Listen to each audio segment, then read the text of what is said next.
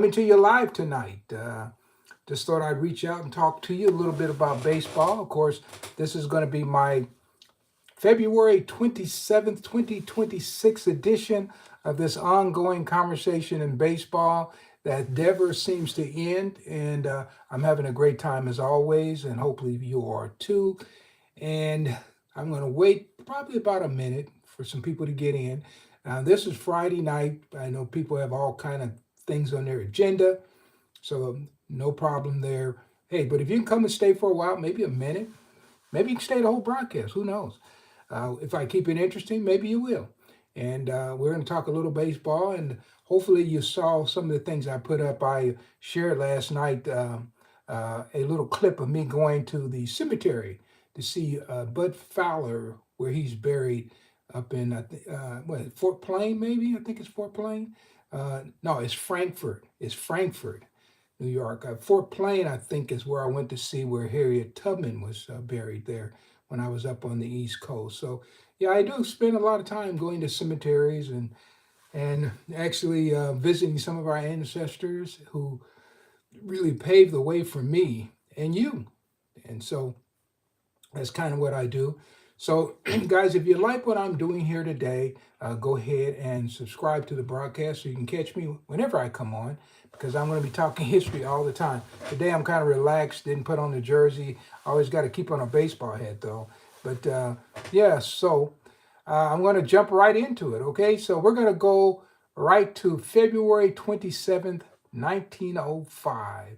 And a guy by the name of Topeka Jack Johnson. He's a professional boxer as well as a pretty great baseball man, well over 6 feet. And just imagine, in the Negro Leagues, they had guys over 6 feet playing shortstop. Excuse me. That's something that didn't happen as much in the major leagues, where they had these little bitty shortstops. I mean, the Negro Leagues, the first baseman might be shorter than the shortstop. How about that? So Topeka Jack Johnson, he was a heavyweight boxer. And Jack Johnson was fighting a guy by the name of Joe Curry in a heavyweight battle in Topeka, Kansas. And Jackson, formerly of the Chicago Unions, the Kansas City Kansas Giants. And of course, he organized the Kansas City Royal Giants later on in 1910. And of course, the Topeka Giants is where he got his start. And so he is fighting Joe Curry tonight, and of course he beat Joe Curry in Topeka, Kansas. Okay, so I'm just kind of struggling here. I'm drinking water in a minute here. Get to this one little tribute. Now, Jack Johnson, Topeka Jack Johnson, not the Jack Johnson, Topeka Jack Johnson. Now, believe it or not, he did fight Jack Johnson on Thanksgiving Day, 1920, inside the walls at the federal prison in Leavenworth, Kansas. Yeah, that's a true fact. You can look it up, and that really happened. Topeka Jack Johnson going against Jack Johnson. Now, he also fought Sam Langford in Topeka, Kansas. And Sam was winning the battle, and they had a break there. Somebody asked Sam, would you like a drink of water? Sam said, that's okay, I got my corn liquor. So the bout went on. Of course, you know who won that bout. The great Sam Langford did. Sam Langford was a heck of a fighter. And so was Topeka Jack Johnson. He was a guy who sparred with a lot of people, but he is one that's been lost through history. And I get a chance to talk about these guys, not only with their baseball playing, but with their actual other things that they did. They were multi-talented in the sports and arena. So, all right, so add that one to your vocabulary. Topeka Jack Johnson. Of course, he's buried. He passed away in Topeka, Kansas, and he is buried in Topeka, Kansas. Maybe one of these days, if I ever get back up to Topeka in the spring or something like that, maybe I'll stop by the cemetery and do a little live, and so you guys can see where some of these people are buried, and maybe walk around the town in Topeka. Interesting place. Bud Fowler played there in 1886, I believe. He played with the Topeka team, and so it's the capital of Kansas. You probably know that, and a lot of history takes place there. So, guys, that is my first fact for today. Now, I'm going to go to the second one. This is February 27th, 1921, and this is in West Coast baseball action. Alexander's Giants defeated the Pasadena Elks in a tight 3-1 game at Pasadena's Carroll Park. And the Giants pulled away on 2 hits and a stolen base to ice the victory in the 8th inning. Now, pitching in that game was a guy, they called him Baby Ball. Baby Ball, he was a young guy, and he had gone to Pomona High School. And he never came to the Negro National League, as far as I can tell. He just stayed out on the West Coast. But in that game, he struck out 14. This guy was quite the baseball player there around 1920, 21 in that area. And so his name was Baby Ball. Baby Ball. And so he pitched that game. And then also playing with the Alexander Giants that day was Biz Mackey. Biz Mackey went 2 for 4 and scored a run in that victory. So, and you probably heard of him also in there. A guy who did come up for just a little bit in the Negro National League was a guy by the name of Neil Pullen. Neil Pullen. I have a great picture of Neil Pullen. Maybe I think I've got it right there. I just put it on the side. Thanks for the hearts, guys. Hey, if you're joining me, by all means, go ahead and let me know what city you're joining from. Okay, so I travel a lot, and maybe I've been down to your city, and I might be able to give you just a little rundown. Now, when I go to a city, not only do I visit there, but a lot of times I remember addresses and important things about the city. And then whenever I would go to a city, I'm just adjusting a few things on my computer here. Whenever I go to a city, I always try to make an event out of that visit. So I just don't go there and speak and get in my car if I'm driving and just take off. I try to actually go places in that city. So, like for instance, I was down in Mississippi, Amory, Mississippi. On the way back, I had to stop by Elvis Presley's boyhood home there, and they built a whole little complex. They moved his church and his home, and they built like a building down there. It's kind of like a gift shop all together down there. And in Tupelo, Mississippi, I was up in where was I? I'm going to say this was in Iowa. I'm trying to think of it, but it was Johnny Carson's hometown. So I had to go over to see Johnny Carson's house. I was up in, I was somewhere in Nebraska. Now it's actually Nebraska, and I had to go and see Wild Bill Hickok's house, right? And so I try to see as much as I can, and baseball has allowed me to go all over the country and see many things. So, yeah. So, and then one of the cities I'd love to go to for years was St. Louis. And my next fact has to do with a St. Louis guy. That's Charles Zumpfer. And he was a Tandy League star. Now, Tandy League was the city league in St. Louis, where they had black teams in this Tandy League and a lot of great players. Luke Easter came out of the Tandy League. Sam Jethro played in the Tandy League. Elston Howard played in the Tandy League. And of course, the Tandy League big time reporter was Normal Tweed Webb. So that was a great league. And of course, Charles Zumpfer was an umpire in that league later on, but he came out of St. Louis, and he was born on February the 27th, 1906. Now, I went to St. Louis, and I did find Zumpfer's family, and I found his widow. And I told her I was writing a book, and I wanted a picture of Zumpfer from my book because he had played with the Cleveland Cubs, 1931. And I think he played for another team even before that in the Negro National League. So I wanted to include him in my book. And I had talked to a number of other widows. I had talked to Branch Russell's widow, Branch Russell. And so anyway, I was talking to Zumpfer's widow. She did not have a picture of him, but she said, I've got this picture of him when he was a child. So he's like maybe less than 10 years old. And that was the picture I used in my book. So if you ever get the Negro Baseball Leagues of Photographic History and you see a picture of Charles Zumpfer, that's why I have that picture of him so young. Yeah, so this is all during the 1980s that I would get in my car and go down to St. Louis. Man, I have such great memories of going down to St. Louis and hanging out with Cool Papa Bill and Tweed Webb. There was a guy, he played first base in the old Tandy League. His last name was Dixon. I can't remember what his first name was, but he was there. Johnny Riddle was another one. I'm trying to think, the guy, he bowled a lot. Shucks, I can't think of his name. He was there too. He played for the Cleveland Buckeyes in the 1940s. I even talked to many families down in St. Louis, right? And so Charles Zumford was one. And so I've never seen a really good picture of Charles Zumford during his playing years. I do have some pictures of him when he was like an official with the Tandy League. I don't know if I've ever published that before, but if you get my book, The Negro Baseball Leagues of Photographic History, you'll see some of that in there. And by the way, while I'm talking about books, I do want to let you know about this book. This is my latest book, came out in 2023.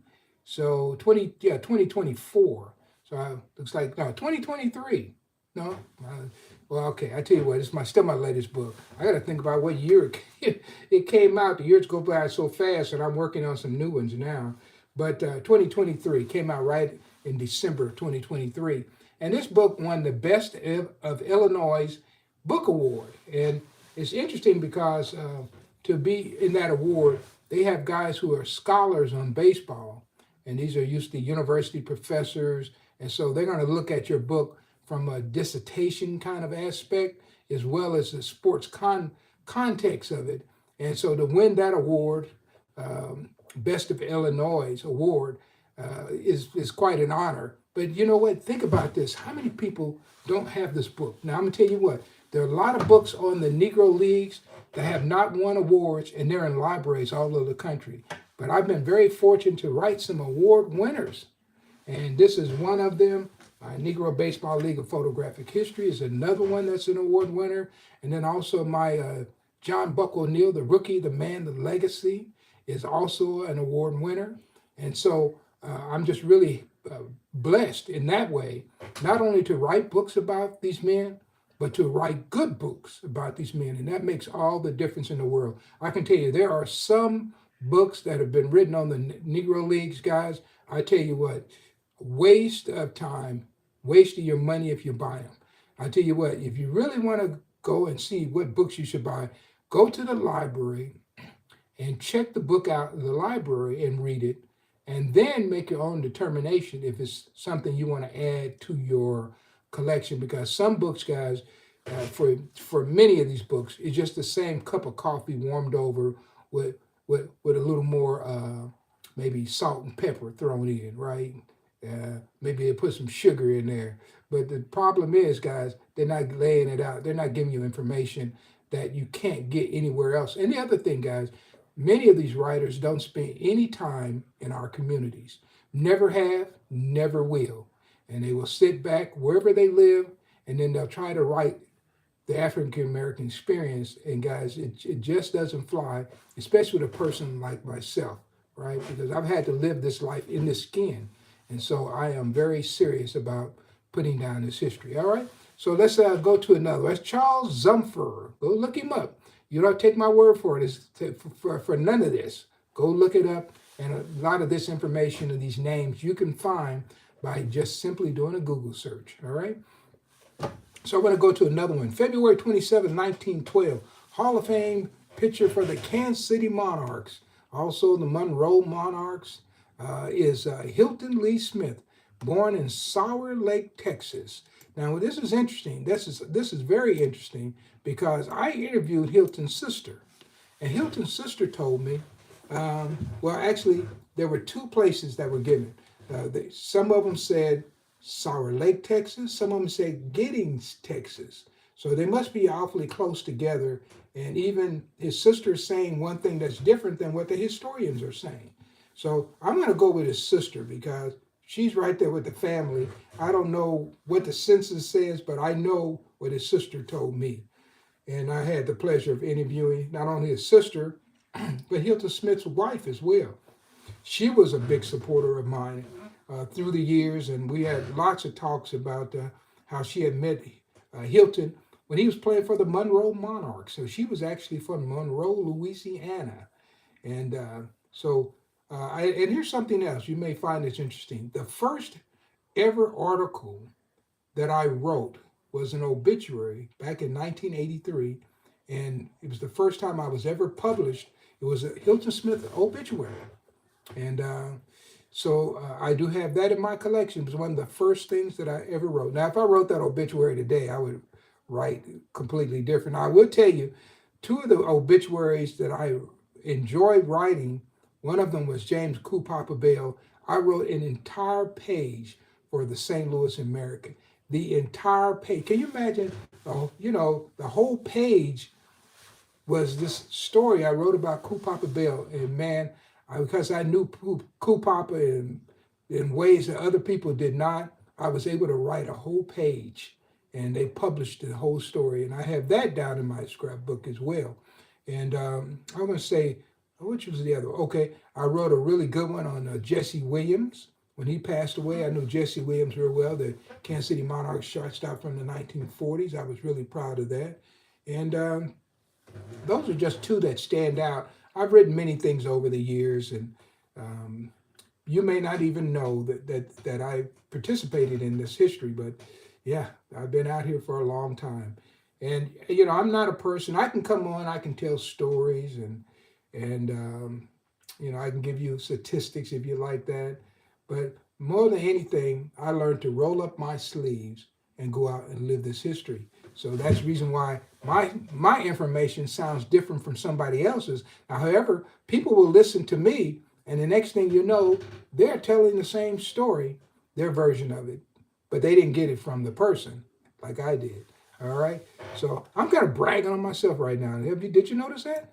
All right. So let's go here. We're going to go to February 27, 1928. So we just left Hilton Lee Smith.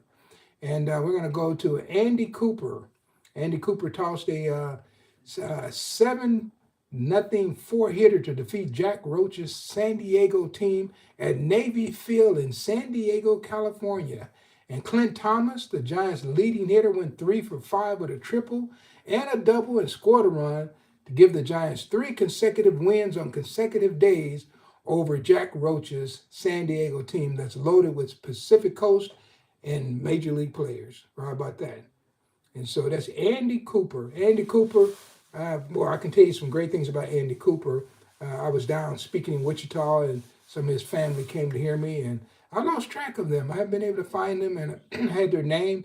When I go to Wichita, which is usually about twice a year, maybe 3 times sometimes, I'm always asking, does anyone know this person? And somebody seems to know this person that the name I had, who came to hear me when I was speaking there, who was Andy Cooper. So Andy Cooper had great Wichita, Kansas connections. Actually, when he came to the Negro National League in 1920, he came directly from Wichita, Kansas, not Texas. So it's Andy Cooper. And of course, Clint Thomas. Clint Thomas, I had the pleasure of interviewing Clint Thomas. Clint went down to see him in 1983 in Charleston. And I remember going down there to his house. He was there. He was an older guy, but his wife was a little bit younger. And so I went to his house, and we had a great talk. And I did record that conversation, so I still have that on cassette tape. Can you imagine that? Cassette tape. And back then, I didn't have a little recorder. I had a big boom box that I took and recorded, so it has all the stereo effects in there. And so that was Clint Thomas, the famous ball player from Hilldale and New York Black Yankees. He was quite the player. Clint Thomas, that's another guy that I think is an outstanding player that deserves more recognition than he's getting. Matter of fact, in 1934, I wrote about this in my book, The Dizzy and Daffy Dean Barnstorming Tour, Race, Media, and America's National Pastime.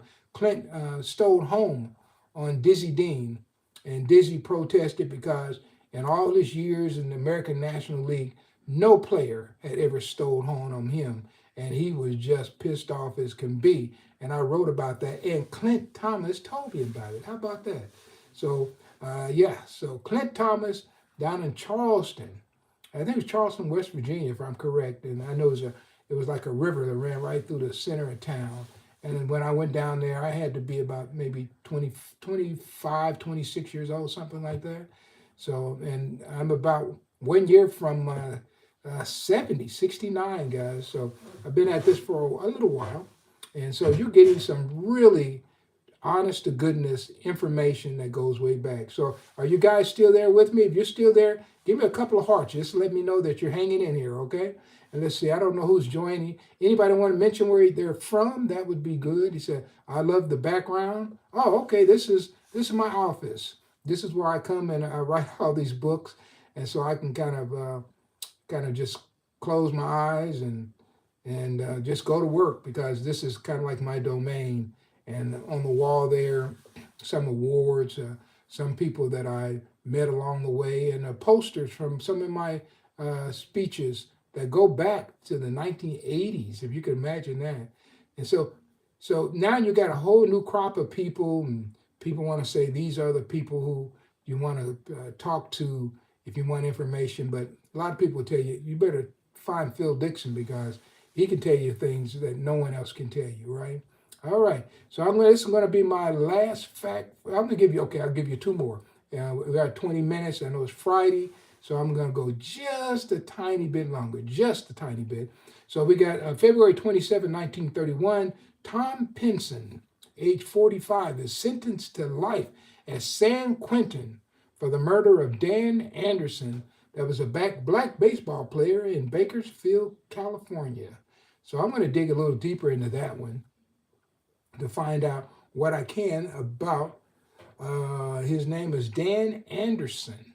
So guys, all over the country, there are always lots of baseball players who succumb to violence, right? And I remember in the 1970s, Lyman Bostock, he was shot in Gary, Indiana, while his team was going there to play the White Sox, and a friend picked him up, and so they were riding around in the car, and another lady was with the lady that his friend picked up.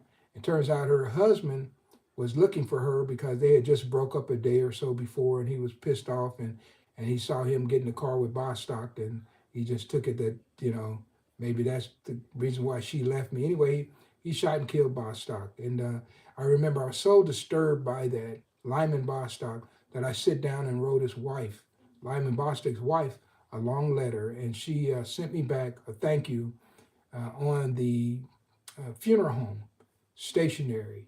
And I still have that in my collection. And that goes back to the 1970s, guys. And I was always serious about writing people. Hey, look, I'm one of those kids. I don't know if you have ever done this before, but with the Topps Baseball Company, they had a guy named Cy Berger. He was the kind of mastermind behind the baseball cards. And I actually wrote Cy Berger. And so, who writes Cy Berger? But, I'm sure I talked to a couple of guys over the years. I've mentioned that, and they say, I wrote Cy Berger too. And unfortunately, I didn't keep that letter, but I wish I had it. So Cy Berger, Topps Baseball Card Company, actually sent me a letter back and signed it. Man, I'll tell you, it was on Topps Baseball Card Stationery. That was one to keep. I don't know how they got away from me. All right, so this is my last statement for today, February 27, 1953. Goose Tatum's Harlem Basketball Wizards, not the Harlem Globetrotters, but the Harlem Basketball Wizards, defeated the Kansas City Monarchs in a basketball game in Miami Beach Auditorium by the score of 71-52. Now just imagine this. They're playing the Kansas City Monarchs. Did you know it was a Kansas City Monarchs basketball team? Yeah, and they're playing against Reese Goose Tatum. Now, unfortunately, I'm going to tell you, this is the sad thing about Reese Goose Tatum.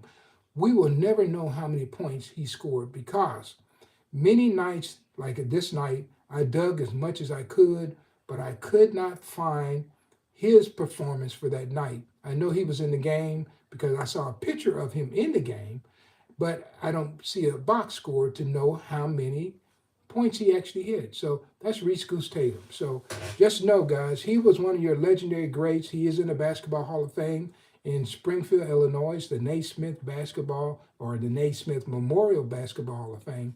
But we don't know how many points he ever scored in his career. Just know he scored a bunch because he was playing practically every night.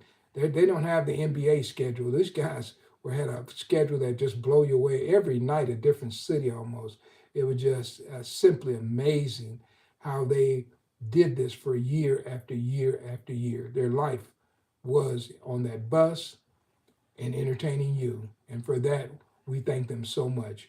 So, guys, that is my last statement for today. And that has been This Day in Black Baseball History, February 27th. And this is the 2026 edition. So I hope you're enjoying this conversation that never seems to end. And if you're picking up this broadcast later on, by all means, go ahead and subscribe. Now, remember, I'm still commercial free. So go ahead and subscribe so you can put the earphones in and lie in the bed. Don't have to worry about, stopping for a commercial and trying to page through it, right? So, guys, but you helping me get to my next total, which is going to be 700. So I'm going to be pushing for that 700 total. And this weekend, guys, I may go out if I get a chance. I may do it live. It's supposed to be a nice weather weekend here in Kansas City. So I'm probably going to be somewhere about the high 60s tomorrow. So if I get a chance, I may do that. And I'm just not sure. It kind of just seems whatever time allows. So thank you for joining. This has been an extra long broadcast tonight for a Friday. I know no Jersey tonight, but guys, it's always fun to have you in the audience, and hopefully you're getting ready for the baseball season to start and you're getting your ticket to opening day, and we'll talk right through the baseball season as well. This is Phil Dixon with another edition of This Day in Black Baseball History, guys. So stay tuned, stay with me, and don't forget to subscribe. You have a nice day now. Bye.